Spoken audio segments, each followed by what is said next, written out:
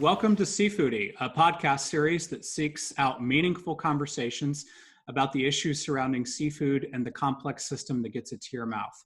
I'm your host, Chef Robert Jones, and I interview guests from all over the country who make up the fabric of our seafood supply chain. Those who regulate it, farm it, catch it, sell it, innovate it, and make it delicious on your plate. Today is a special show that I'm both excited and nervous about. We're going to take a step back and look at seafood through the eyes of two men who operate on opposite ends of the supply chain, a commercial fisherman and a chef. We do so at a time when our country is having a much needed conversation about race, a conversation that has been going on for hundreds of years, but that many white people like myself had the privilege to ignore until recently. It's a tough and uncomfortable conversation, but it's a critical one. And I caution other white people against fooling themselves into believing that this is just a conversation about police brutality. In fact, systemic racism is real. And if we're going to truly address it, we have to look at all the systems that our society are built on, the food system included. Our first guest is from Madeira Beach, Florida, and his name is Captain Shawn Watson. Captain Watson is a commercial longline fisherman who harvests species like gag grouper, porgies, red grouper, and snapper, many of which you have all certainly had before.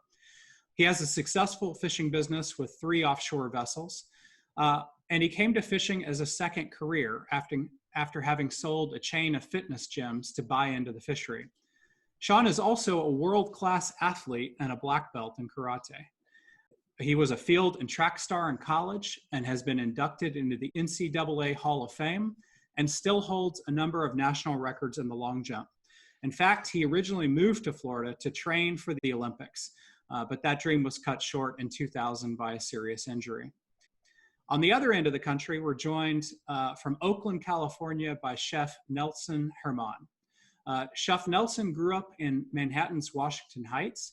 He started working in kitchens at a very young age and worked his way up through some of the most famous restaurants in New York City, including Gramercy Park, Citarella, and L'Absinthe, where he was named executive chef at age 27, an incredible feat. He has staged at fine dining restaurants in Spain, Italy, France, and Holland, and combined those experiences with his Dominican-American upbringing for a very unique cooking style. Today, he owns the acclaimed seafood restaurant Alamar Kitchen and Bar in Oakland. And in just March, he opened his second venture, Sobremesa, an Afro-Latino cocktail lounge. Thank you both so much for joining the show today. We're honored to be here. Thank you for having us. Yeah. So let's jump right in. On May 25th in Minneapolis, George Floyd was murdered by Officer Derek Chauvin when he kneeled on his neck for 8 minutes and 46 seconds. It was one of the most brutal, inhumane, and disgusting things I've ever seen, and it was the last straw for many around the country. The ensuing nationwide Black Lives Matter protests have sparked a national dialogue that has given many of us a reality check that we desperately needed about the oppression that Black people face in this country every day. I want to start by asking both of you how you have felt about the turn of events in the last 2 months. Chef Nelson, we'll start with you. Perfect. It was heartbreaking watching the video. I kept watching it for hours on end every day. Even my wife was asking me, "Are you watching the video again? Why are you watching that? It just gets you too emotional." But I just couldn't get my eyes off of it, thinking that it could have been me, it could have been one of my friends, it could have been one of my line cooks that are Black. It was just absolutely insane. And to finally watch that on video, when a lot of us in my community have seen that in person, was eye-opening, for one, and it felt a lot more real because I knew a lot of people watching. Not just a few of us who are on the block, watching this happen in person. So it was crazy because, we're in the middle of a pandemic. So a lot of us are thinking about that. And then to see that all of a sudden was like, wow, what the hell is going on? People should be home. Why is this happening? So a lot of emotions throughout that, anger, emotions of sadness, heartbreak, a lot going on. And then also thinking about my own business and how to keep that going. There's so much going on. It was really a lot of turmoil within myself and a lot of people I knew. Captain Watson, what about you? Yeah, I think for me, I share a lot of the same emotions as Nelson. Initially seeing it, for me, it was almost like, wow, is this really happening right now this way? Because I had heard about it, but I hadn't seen the video. And it took me a little bit of time to be able to actually sit down and watch the video, because as Nelson said, you think about, can that be your brother, your father, cousin, uncle, sister, anyone? You just you think about that. So when I actually saw the video and watched it to the end, my initial reaction was I was pissed off. I mean, I was mad. The first initial thing was like, wow, I can't believe that this just happened. And I think it's been happening for a long time, but now it's just been brought out to the open because there's so many cameras floating around. So my initial thought was anger. Then the second emotion I had was sadness, and then tears. And I said, wow, this is really heartbreaking, to see a man, a Black man, or any man for that matter, on the ground, crying, screaming for his mother, saying, I can't breathe. And we've heard that term for many times now. It's not the first time. It's going on many times. So to see that and actually see that person physically pass away in front of all of America's eyes was heartbreaking. And it still is heartbreaking. Yeah. So, a lot of emotions going on there. And, and it's hard to talk about, to be honest with you, Mm-hmm. Well, I think a lot of the country shared that, and some of us can't directly relate, but are feeling the indirect anger, and so much of that energy has been channeled into the Black Lives Matter movement, which I think is just a turning point for our country, an incredible moment. As a white person, I've been surprised by some of my friends and family's reaction to that movement. And I think that's, everybody is kind of going through an internal struggle right now. White people going through an internal struggle right now about how to sort of fully grasp how we got where we are, how we get out of where we are, how we move forward. I wonder, sort of just a very basic question for both of you. When you hear the term Black Lives Matter, what does that mean for you? Captain, Chef? you want to start? I can start. Go ahead. Go ahead, Captain. Okay, thank you. For me, Black Lives Matter. For me, it's a term that should have been here from the start, and not just when we started seeing deaths of Black men and women on TV. It should have been there already. A lot of people that I've come across in recent days feel like Black Lives Matter is a terrorist group. They want to put all kinds of different labels on Black Lives Matter. And what it is really just a deflect, to actually stand there and face the events that are actually going on. We're saying Black Lives Matter. Everybody knows already, all lives matter. We know that. What we're saying is we're trying to give it to you that's saying, hey, stop killing us. Stop murdering us on the streets. That's what we're saying. We're not saying that your life is less important than mine or the next person. We're saying stop killing us. Black Lives Matter too.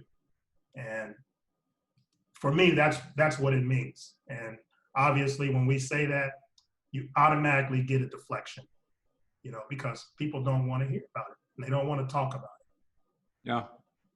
Yeah, I've been shocked by the number of my my white and friends not of color, that for them, their knee-jerk reaction is to say something like all lives matter, because when they hear Black Lives Matter, they think what they hear for some reason is Black Lives Matter more. Yeah, exactly. And so they have this visceral reaction, and we've got to push people past that. Yeah. And I think the captain had a good point when he said too. I think that makes a bigger statement, and makes it more specific. Like you said, people hear that Black Lives Matter. Like you said, they think also my life doesn't matter, only Black Lives Matter. And they automatically spew all lives matter. But all lives can't matter if Black lives don't matter. That's the defense in that people keep saying. Mm-hmm. But I think if we worded Black Lives Matter too, I think that might go into people's heads and heart better than just like Black Lives Matter. So I think it's a wording thing, because some people just don't see it. They didn't grow up around racism. They were in all white neighborhoods. They don't know what's going on. They just see us in movies, and on TV. So we need to be more specific with our statements and our propaganda, if I might say, and really push it forward and educate people what it really means. We're not saying that your life doesn't matter. We've been oppressed for years. Our lives haven't mattered for years, so it has to matter for all lives to matter. That's the end of it. That's what we're all trying to fight for. I think part of that education process is hearing about experiences that are different than our own, and I would love to have both of you talk a little bit about your upbringings, and what that experience was like, how your parents faced explicit racism, implicit bias, and sort of how they taught you to handle it as young men growing up. I'll go, but I grew up in small town in Alliance, Ohio. Both my parents grew up in a household, brother, sisters, and in a household with both my parents. My dad was very influential in teaching us about racism and how it affected us as young men. I'm 45, and at the time, as a teenager, we had the Rodney King issues, and that was one of the first incidents that I actually witnessed, again, on television, but a little bit different than what we see now. I was younger, didn't really understand what was actually happening, but you knew that, hey, this was definitely racism, but it affected you. It affects you different, I think, as a teenager versus when you become an adult. Because once you become that adult, you can really process everything and say, this is wrong. This is what could have happened. This is what should have happened. So growing up in Alliance, we had gangs. We also had a known white supremacy group right there in Alliance, Ohio, across the street from a park that I used to go play basketball at. It was a known KKK headquarters. Had a fence around it. At nighttime, you didn't go to that area.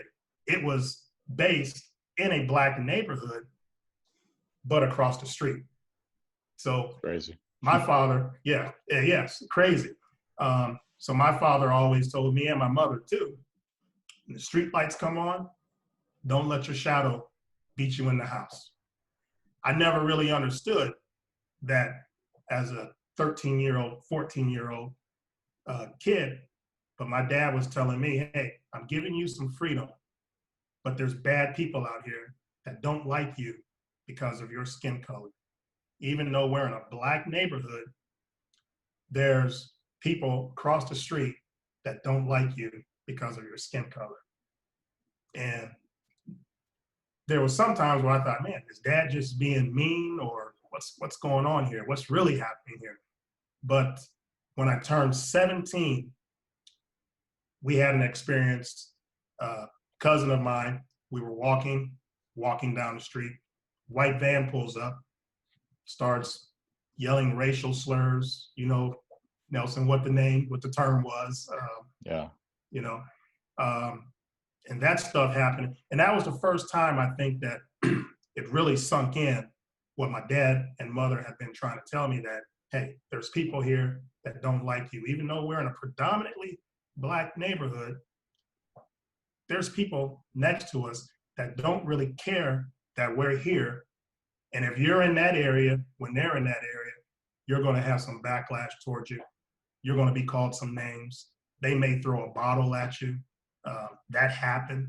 So just different things. They really just taught me how to deal with it. And like I say, my dad always said, don't let your shadow beat you in the house when the street lights go out, because we had cross burnings. You would hear about it, you know, a cross burning over at the high school, a cross burning down at the church. I grew up with those things, and it still haunts you till this day.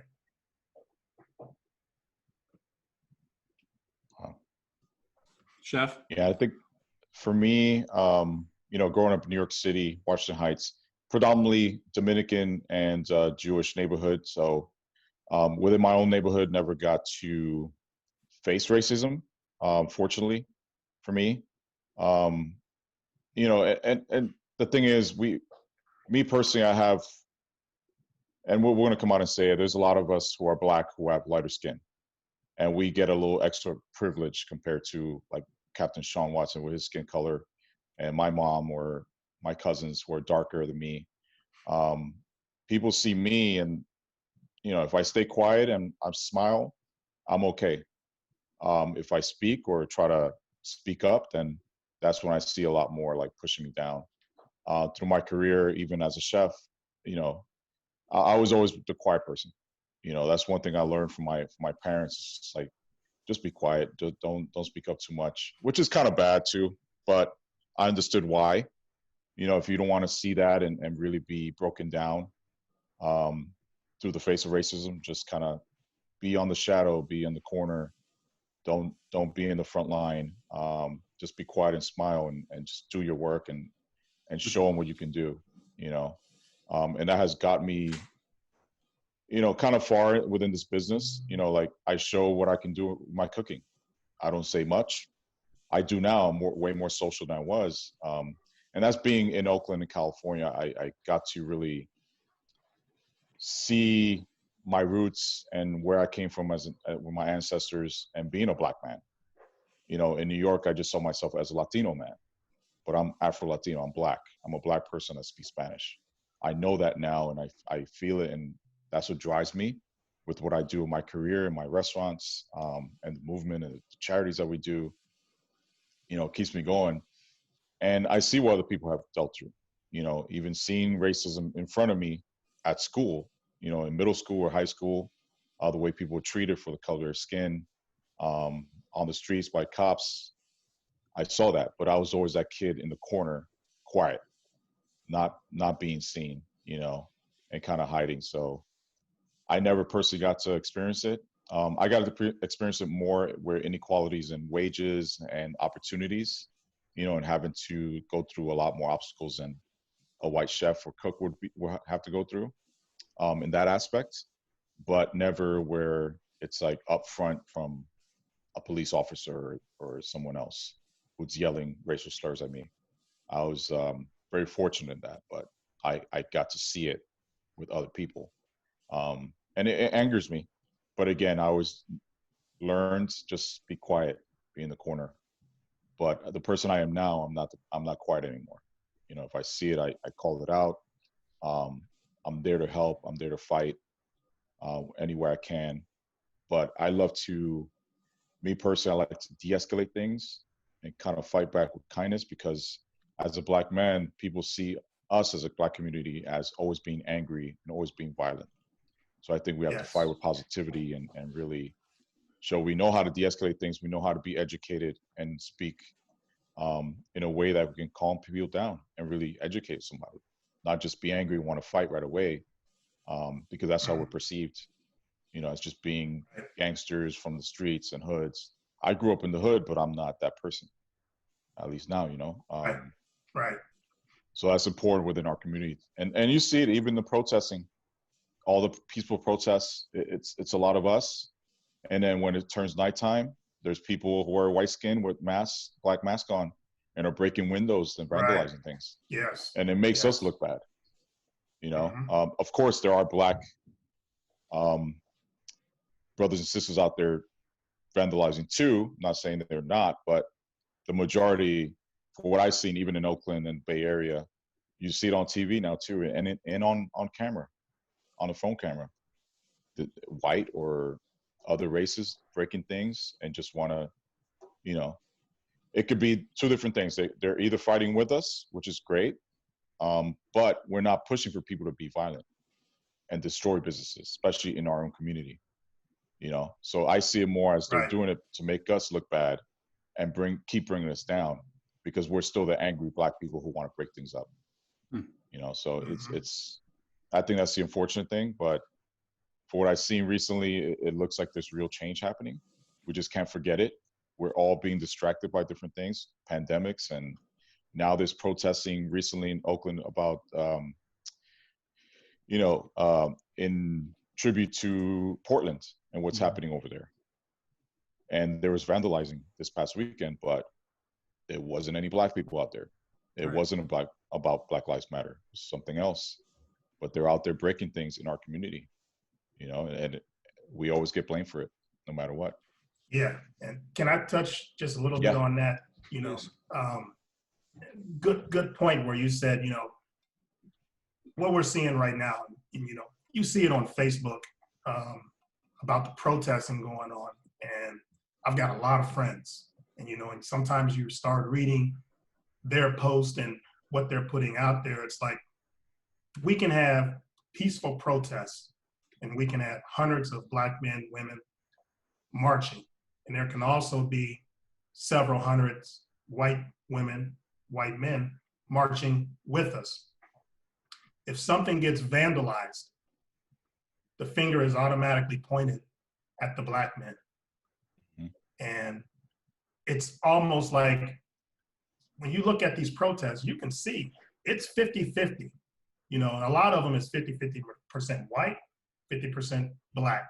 But if there's any type of vandalizing going on, Black Lives Matters is automatically blamed for that instance. Yeah. And we get the brunt of it, saying, oh, they're thugs, they're animals, or why aren't they at work? Those are some of the things that I hear. And I'm definitely not one to be quiet. I speak up and I call them out right away.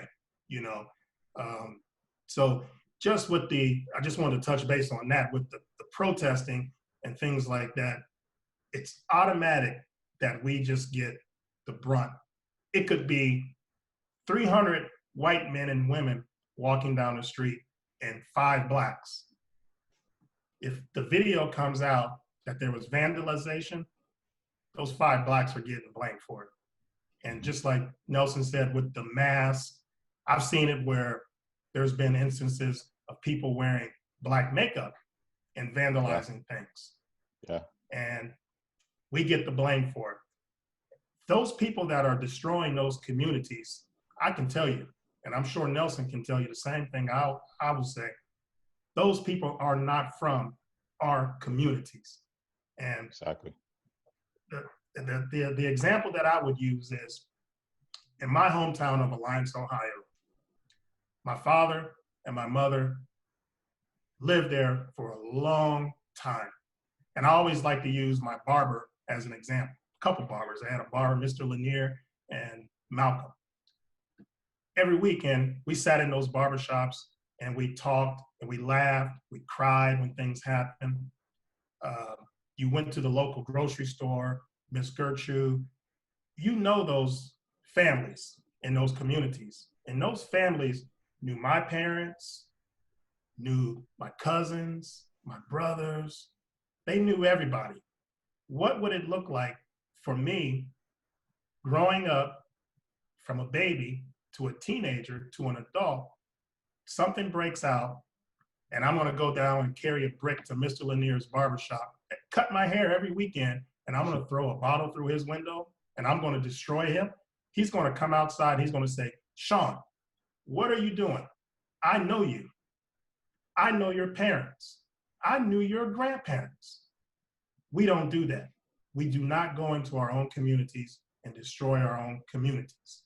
It may appeal and look that way, but those people are not living in those communities.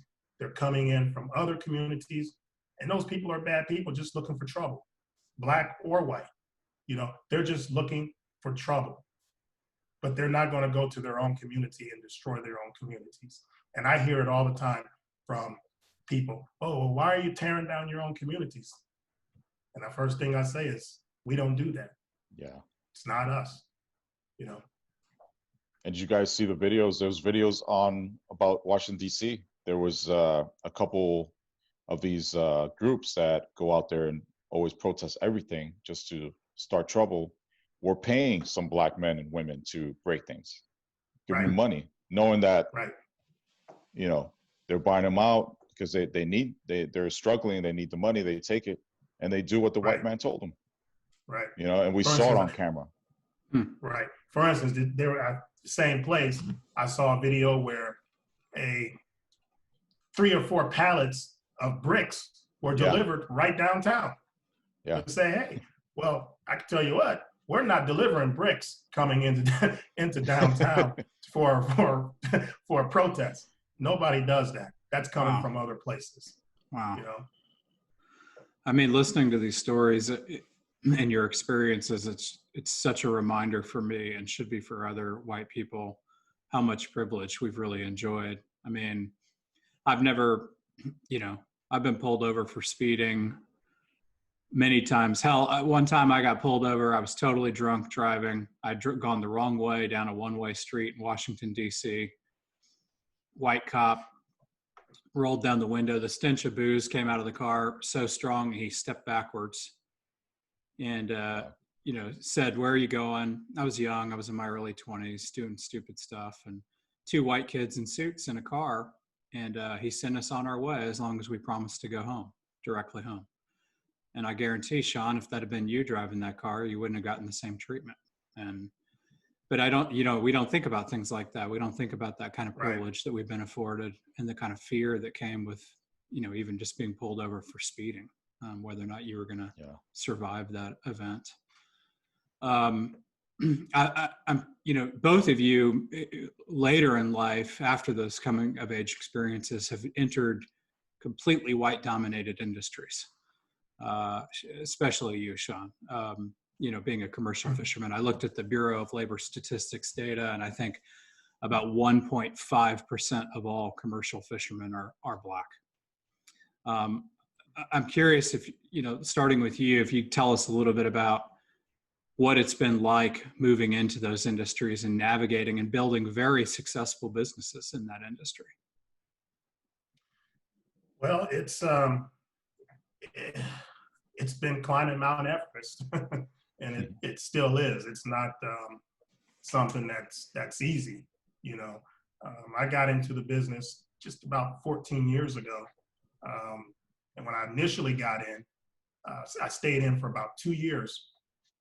And then actually I sold everything because I felt like I was being blackballed, felt like I couldn't get good information, just felt like I was fighting an uphill battle. And when I got out of it, I was just kind of like, well, wow, what did I really do? Because I started thinking back about things that my dad always told me, you start something, you finish it. And I felt like I didn't finish what I set out to do in commercial fishing. So after about 2 years, I bought back into the business, and I bought bigger boats, better boats. And then there came the point where you would start hearing talk around the docks. Oh, the black guy's buying up, the black guy's buying all the boats. He's buying all the businesses. He's buying all this. And actually, I had one gentleman come over to me and said, "Oh, you're that black guy that's buying everything, right?" And I said, "I don't know who you're talking about," because he just didn't address me the right way, you know. So I said, I don't know what you're talking about." "Oh no, you're the black guy that's buying all the boats." He says, "No, I heard about you." And I said, "What? Okay, that's nice." And I went on about my way. At that time, there was one other gentleman that was working as a deckhand on some commercial boats, and he was African American, Latino. And a lot of the fishermen get nicknames. Okay, and this gentleman had been in the business, I guess, working on commercial boats for maybe 20 years, possibly. And when I first met him, I was kind of shocked because of the way he introduced himself to me. And this might be shocking, but I'm going to say it anyway. He introduced himself to me as Nigger Eddie. And I was just like, what? What did I hear you right? And he said it again. And I'm like, wow. I'm like, okay, well, my name is Shawn, and I don't have a nickname. Just call me Shawn. But I was shocked to hear that from another black man that was working in this industry. And as I got to know him, we actually became friends. He's worked off and on a couple of my boats in time. And I asked him one day, I said, "Man, why do you allow this name?" And his words was, "Oh, it doesn't bother me. And I got into this business when I was 16, and they gave me the nickname, and I needed a job. I needed to work. He had gotten into some trouble, couldn't get a job anywhere else. So it was like he just accepted that and got into the business and worked many years, and still does some stuff into the commercial fishing, but not as much. But just for me, just kind of getting into it, I felt at one point where I was trying to get information on far as building the business, information far as who to hire in the business, good captains, bad captains, who's got experience, who doesn't have experience. Lips were sealed. And it was like, no, lips are sealed. And then the biggest issue in our business, and which is still a big issue in our business right now, is the IFQ program. The IFQ program is basically kind of like, I guess, sharecropping, what farmers do. You have so much quota, or the crabbers, you have so much quota. When that quota is gone, you're done working. So, for instance, for me, when I was first into the business, I didn't own quota. I had to lease my quota from another gentleman, or several people. And 99.99%, as you know, I'm probably the only black commercial fishing longliner in the Gulf of Mexico. I had to reach out to other owners and say, "Hey, can I lease your quota so my boats can go fishing?" And a lot of times they say, "Oh no, I don't have any available." Well, I had one gentleman that really helped me along in the business. And he had been in that business for 40 years. He was a white gentleman. He really helped me. And there came a point where I was trying to get quota. I would call these other boat owners or other shareholders and say, "I need to buy or lease your quota from you that you're leasing, that you have advertised that you are leasing. let me buy it so I can keep my boats fishing. Oh no, Shawn, I don't have any. I don't have any.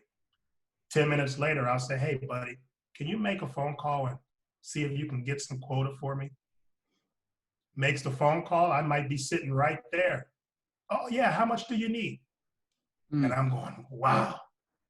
I had to do that for several years. You know, I had to do that. And then I bought and sold quota. I started buying my shares, trading shares. And then eventually, I was able to kind of break through, make some friends, meet some good people that said, hey, if you need something, I will help you. Just call me first. And I was able to build some relationships.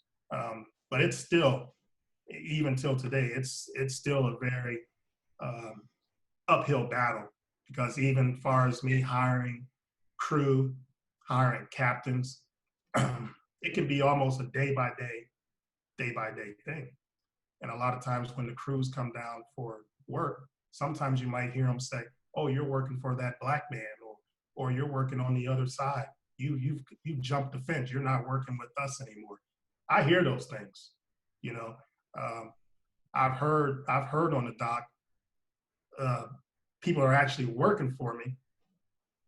I've actually heard them use the term nigger, you know, and I turn and look at them and I say, what'd you just say? Oh, boss, I'm sorry. I didn't mean anything by it. If you have to apologize to me, you already messed up, you know. So doesn't fly. See you later. You know, goodbye. So it's a hard uphill battle. And I'm sure if it's something that slipped out of their mouth right in front of you, it's probably something that comes out of their mouth all the time when you're not around. Yeah. Yeah, right.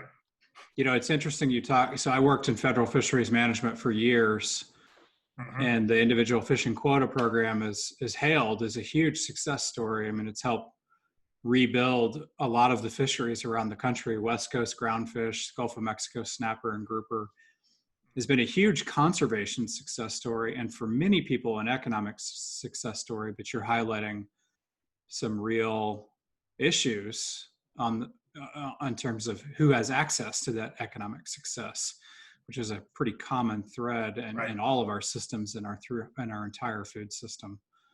I need to take a quick break so that we can recognize the sponsors of the show. When we come back, Chef, I'd love to hear your experiences in building your business and getting to the top of the rung in a very white-dominated industry, in the restaurant industry. We'll be right back. The American Shoreline Podcast Network and CoastalNewsToday.com are brought to you by LJA Engineering, with 28 offices along the Gulf Coast.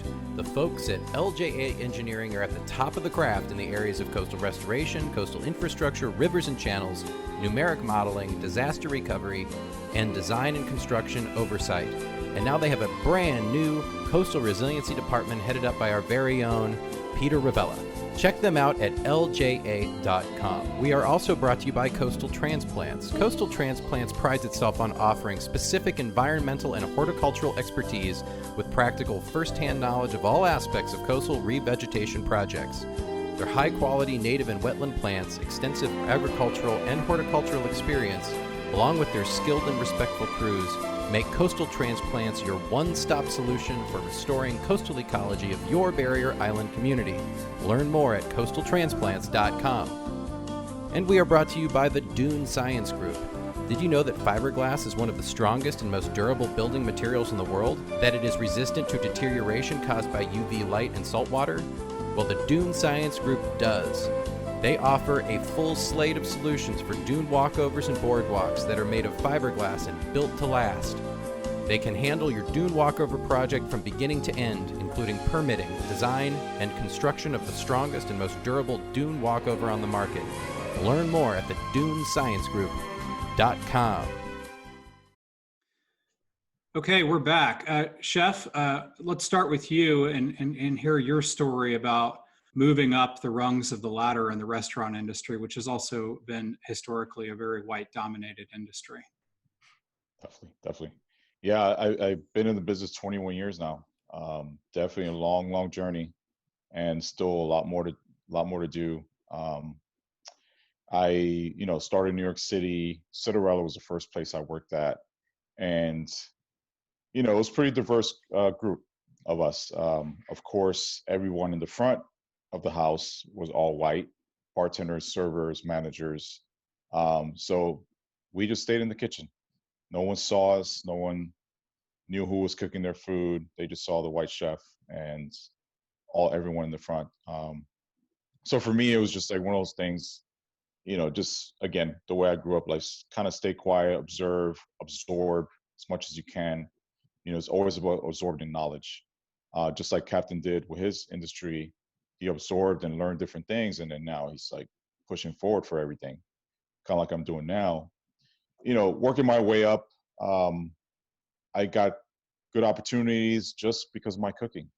I think you show your talents, and if you're really meant for that industry, you're there. No one can stop you. But of course, there's a lot more obstacles out there.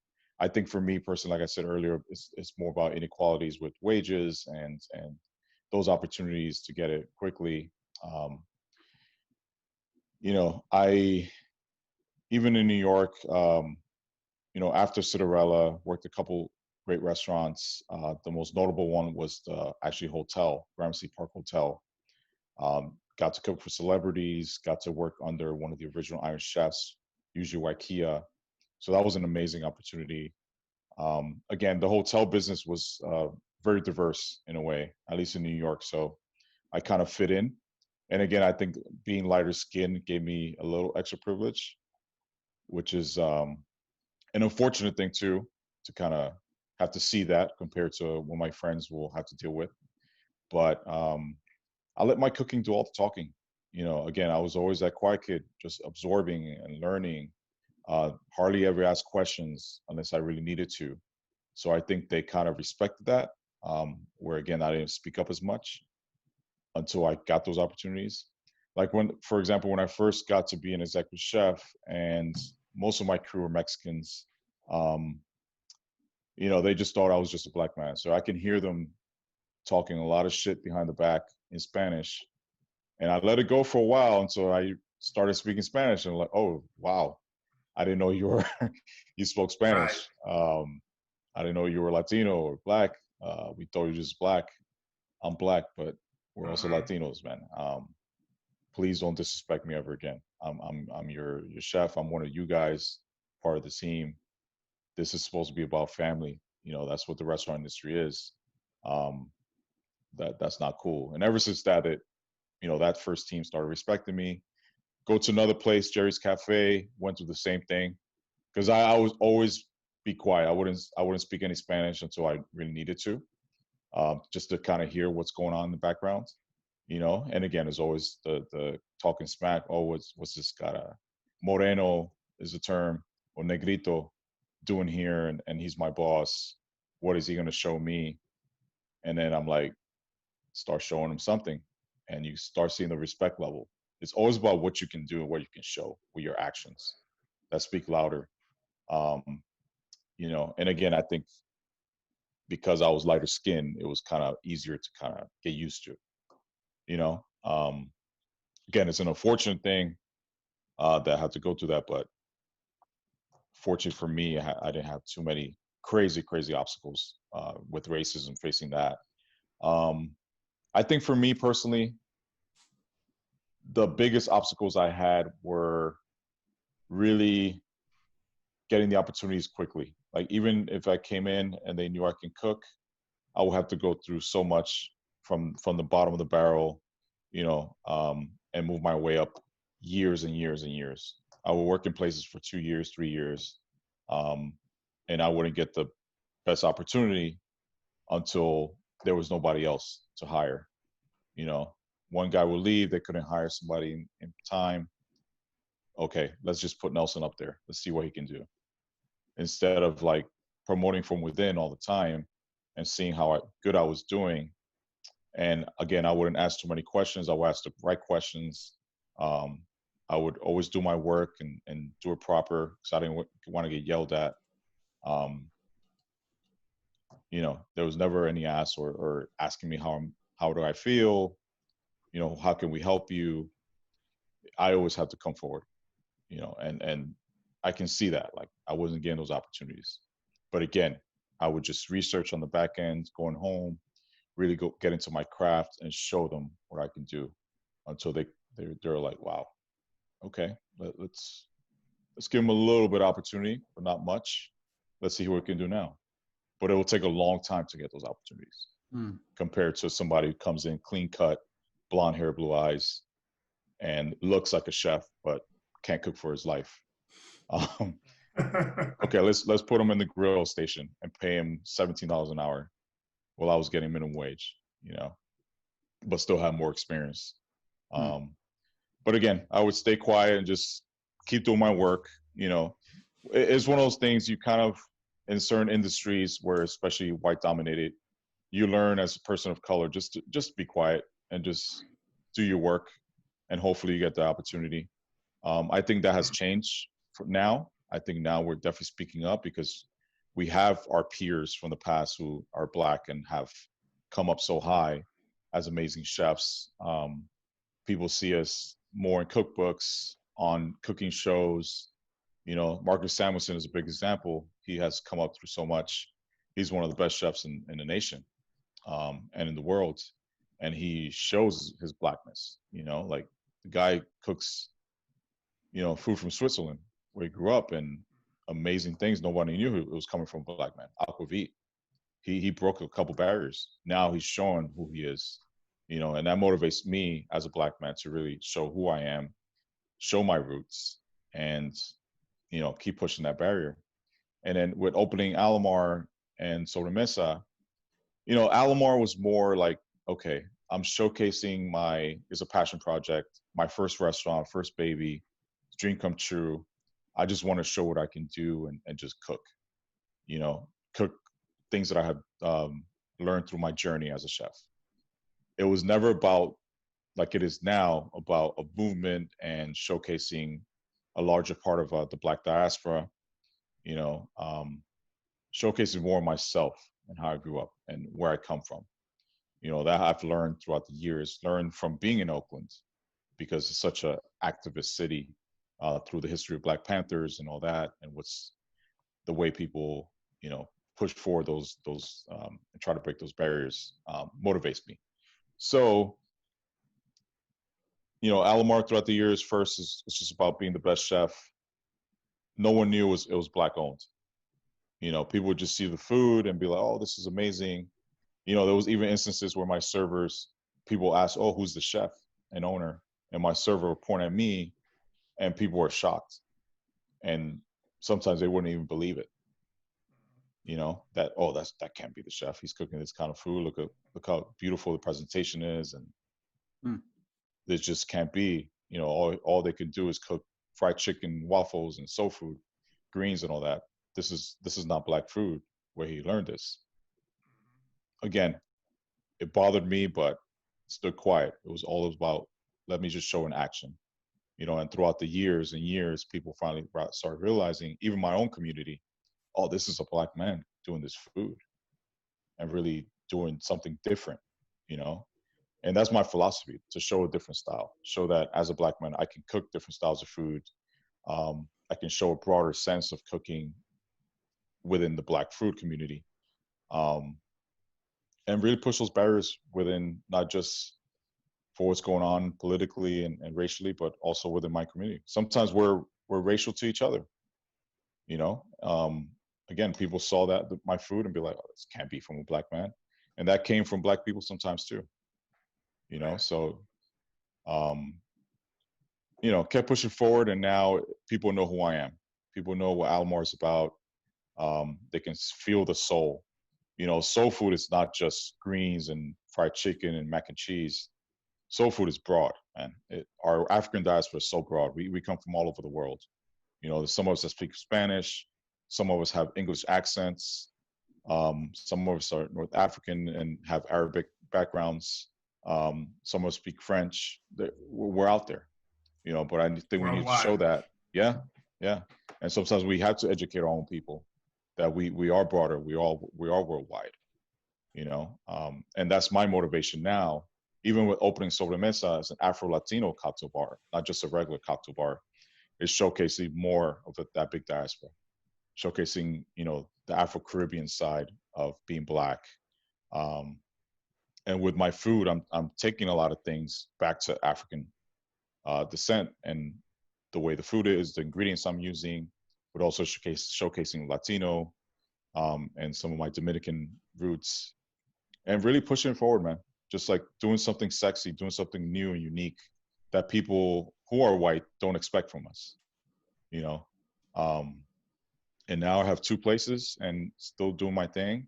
I'm in amazing shows like this, you know, and podcasts, and getting those opportunities I feel like I deserve and have fought for and climbed the ladder for.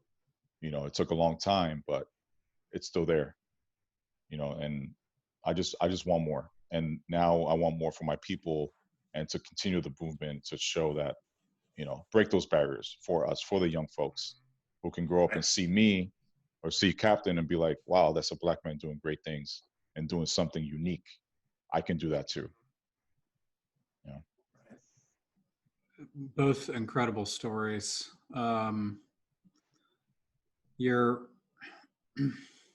You talking about staying quiet really hits a chord for me. One, makes me sad that you were operating in a system where you felt like you had to do that in order to achieve, but also putting the mirror up to myself. I feel like one of the things that I've learned in the last couple of months with a lot of reflection and a lot of listening to conversations like this and seeking out resources like reading White Fragility recently is that personally my silence is a real problem.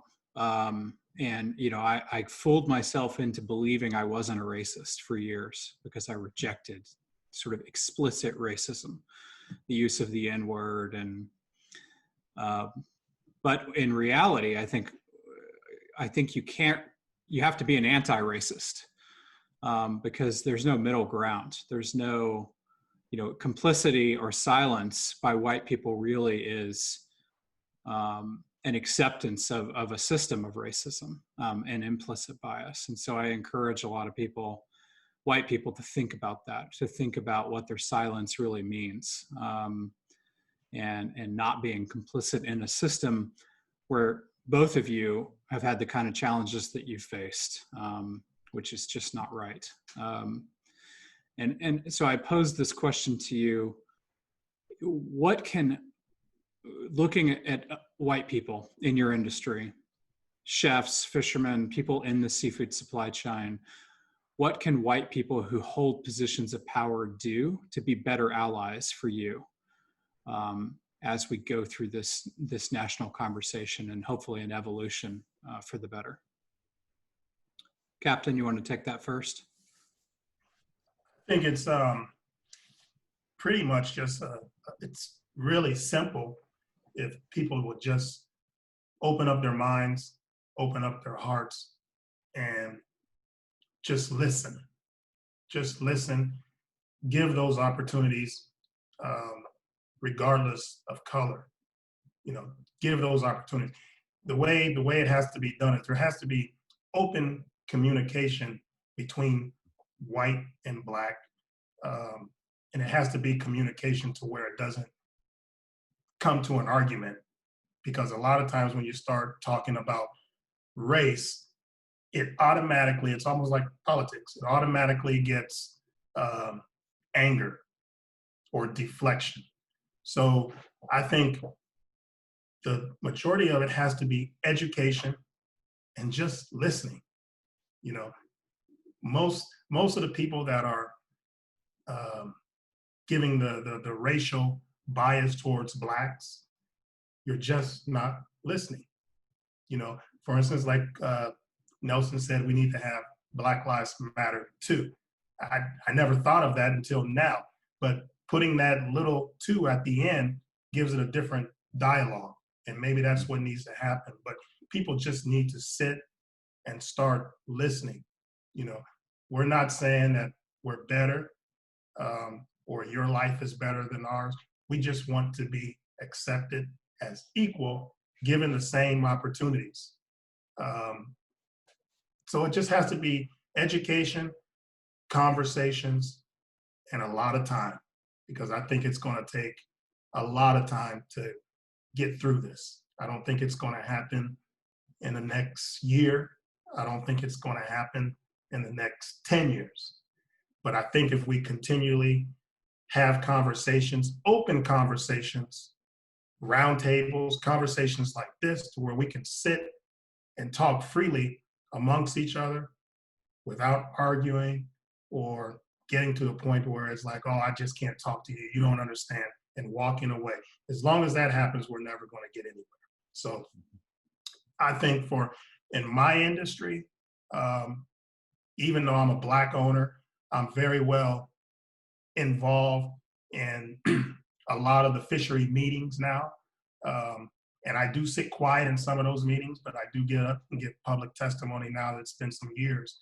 But when it comes to like the seafood change and the people that are buying my product, I'm going to say probably 99.9% don't know that they're getting their product from a Black owner.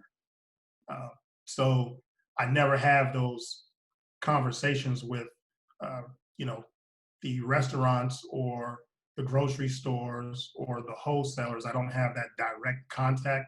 All they really know is they're getting fresh seafood. When it comes into play is when I go to those meetings and I stand up on the podium and I'm in a room, and you've been to the meetings. I think I met you in Key West. You've been to the meetings, and it's 60, 70 white men and women. And here comes Shawn strolling up to the podium, and you can hear, blah, blah, blah, blah, blah. You can hear all the mumble jumble. Who's this guy? What is he doing? And then when I speak, they go, oh, okay. So it just has to be an open conversation, education, and listening. Chef, how can we be a better ally for you and the restaurant industry and the handful of Black chefs who are moving up the ladder as chef owners like yourself? Yeah. I agree with Captain about, education, I think is a big thing. The support factor of even just having a conversation, asking how we're feeling, how can we, and teaching more. I think learning and absorbing like I have, it was key for me to move up the ladder. So, like I mentor my guys right now, and I'm always about encouraging and motivating. I think that has to be the same, like motivate people of color, teach them new things if you know more, not just for the white kid that acts like he knows everything. Just giving knowledge, passing on knowledge, I think is very important. I think it's what we all need. It makes you feel good when you learn something new. It makes you feel more empowered. So I think it's that feeling of empowerment is going to be important. As an amazing white chef who I worked under, Jeremy Culver, was great. He didn't see color. He saw just a big family. And he was important in my pivot in how I grew up in this business, and saw it about how there's no racism in food, but there's racism around us. So we all have to come together and really empower each other. And I think that comes with just going up to somebody and see how they're doing. How can I help you? Let me teach you this, so you can take on to your next spot, and become an amazing chef. So I think that comes with the opportunities, and opportunities come with learning new skill sets that you can take on to move up that. So I think that feeling of empowering someone to make them feel good, make them feel equal, is the most important thing. And that comes with support. People now are supporting Black-owned businesses here in Oakland, especially in the Bay Area, as a big movement. The Blackout Tuesday that happens, that's still going on every month now, where everyone will buy from a person of color business. That helps, but we need it to be just more than a fad that's a one-day thing. Right. Be something more, and be it because you want to support that person and their product is good. Even us as a Black community, if we're business owners and we create a product, we have to make sure it's great. Not just like expect to make money because we're Black and, support me because I'm a Black man. No, support me because my product is amazing, because you enjoy it. You enjoy your experience here at Alomar Soda Mesa. That means more to us than anything, not just getting support and the pittiness, like we don't want people's pity. We want to be equal. We want to feel equal. We want to be empowered by others too. And we want to empower others ourselves because we know a lot too. We have, even during the pandemic as a business owner, a lot of the Black businesses are still thriving because we have been through so much before and all these obstacles and all these struggles that even during a pandemic is a struggle for all of us, but we have dealt through a lot of this. So we are surviving while others are not. So what we're doing as Black chefs and Black owners, it's helping other white owners of restaurants and empowering them of how to survive through this, how to go through these struggles, because they didn't go through much. They go through the normal business struggles, of course. As business owners, there's, it's the hardest thing in the world. But right now with the pandemic going on, there's not those opportunities that people usually get. So right. It's within your own business and trying to be creative and support other people and give back, where that's the only way to survive, So I think empowering it it'll be the key. And I think one thing that's very important is education for our kids, even in school, educating them on Black history, not just like Black History Month, but broader on that. Right. One big example is Juneteenth. Growing up in New York, I didn't know what Juneteenth was. Now it's becoming a national holiday. I should have learned that years ago. And that's the fact of being here being here in Oakland, California. That activist nature that we have here has taught me that. I think we need to teach that more and a lot more history. Especially like now you see people taking out statues of Christopher Columbus and other guys who were slave owners.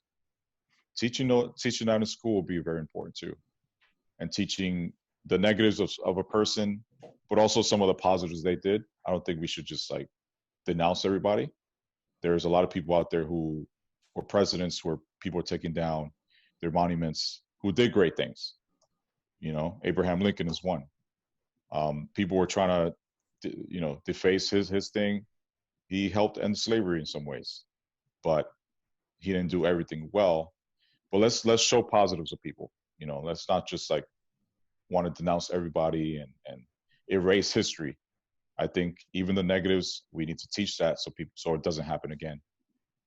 That comes with the conversation of having things, and education is a big key. I think that's so important. And in particular, I think we need to do a lot better, from my chef food lens, I think we need to do a lot better job of teaching people the history of our nation's food system. There are some dark things there. I mean, we exterminated the first peoples of this nation largely by cutting off their food supply and wiping out buffalo, so we could take that land for ourselves to grow our own food. The first industrial agriculture system of this country was built off of the backs of slavery. Not to mention the slaves that we brought here, we co-opted the culinary contributions that they brought to our country without credit. We set up a land ownership system that benefited white people largely. Modern industrial agriculture is centered around white ownership. And even in the restaurant industry, I mean, you and I both know in culinary school, we're taught a brigadier system and culinary fundamentals that are based off French cooking that was all very, very white. That's true. Not to mention that the crops and the produce that we eat every day are picked by immigrants who are paid way less than they should be and nothing near a living wage. There are a lot of things. Our food system is built on a large amount of systemic racism. And the only way we're going to work our way out of that is by first teaching people about it and not whitewashing it. So I couldn't agree with you more. Yeah. Any final thoughts you want to add in before we wrap up? Just Yeah. go ahead. Go ahead, Captain. Okay, just from me, for the whole world, just love each other. My grandmother always used to tell me, she says, love your neighbor. You may need them one day. They may need you. The only way we're going to get through racism is to love one another, talk to one another, educate one another, and have open conversations without deflection, because it's very easy to deflect when you don't want to take the problem on head on. That's it. And going on that, it's time to show love, to empower each other, to bring a better future. Let's not forget we're in the middle of a crazy pandemic, and we need each other. We need each other to survive this. Mm-hmm. There's a lot of people dying out there. Yes. So we need to hold each other accountable, hold the bad people accountable, and educate. Education is the key. And just support each other as well. Support your small businesses, especially.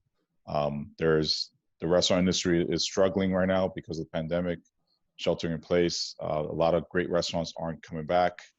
So you need to help your favorite restaurant to keep them afloat. There's a lot of people of color who work in restaurants. So if you want to support this movement, definitely help in that aspect. Buy gift cards, get some great takeout, buy some great ingredients. We all need to support and help. Sage advice from both of you. For my part, I want white diners and people who love food to think about their seafood and where it comes from. Imagine for a moment a perfect pan-seared grouper fillet that is, over some jasmine rice and a nice pineapple beurre blanc with a mango salsa on top. And that grouper very well could have been caught by Captain Shawn Watson and cooked by Chef Nelson Herman. And, before we go about just enjoying, being blissful and enjoying great seafood, we need to think about the system from where it came from, the people who caught it, the people who processed it, the people who drove it across the country to their favorite restaurant, and the chef who cooked it for them. And the struggles that they've been through and the barriers they've faced.